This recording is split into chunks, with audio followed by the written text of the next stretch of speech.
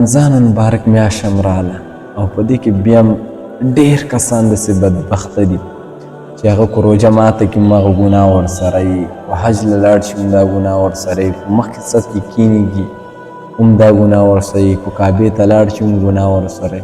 دا کومه ګناه ده یا؟ دا ږیره خرول ګناه ده.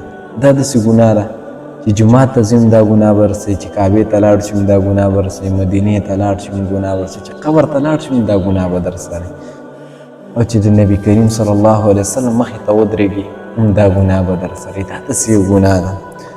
ږیره خرول موږ ته یو داسې ښکاري موږ چې یار موږ پکې ډېر ښکلي ښکارو، نو یاد ساته دې سره سړی ښکلی نه ښکاري. بل دا خبره ده چې کوم یو کس ږیره پرېښي هغه ته چې کوم دی فرشتې ځوړند دي، حفاظت یې کوي. دویمه خبره دا ده چې دې ګناه ته موږ ګناه نه وایو، دا هم د ټول نه غټه ګناه دا ده چې موږ هغه بلیډ راوړو، بلیډ هغه هم چې کوم دی په حرام ځای کې روپۍ ورو.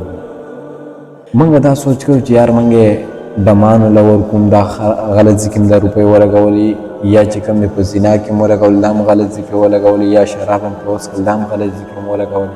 یاد ساتئ د دې روپیو هم ستاسو نه تپوس کېږي چې دا هم تاسو په غلط ځای کې لګولي دي او حرام ځای کې هم لګولي دي. بل د نبي کریم صلی الله علیه وسلم په سنتو کې هم لګولي دي. د قیامت په ورځ به درته بیا نبي کریم صلی الله علیه وسلم فرمایي چې آیا زما د سنتو سره هم دومره مینه نه او دومره محبت هم نه چې تاسو په چا ډار راښکاره. زموږ دپاره نبي کریم صلی الله علیه وسلم خو ډېر جړلي دي.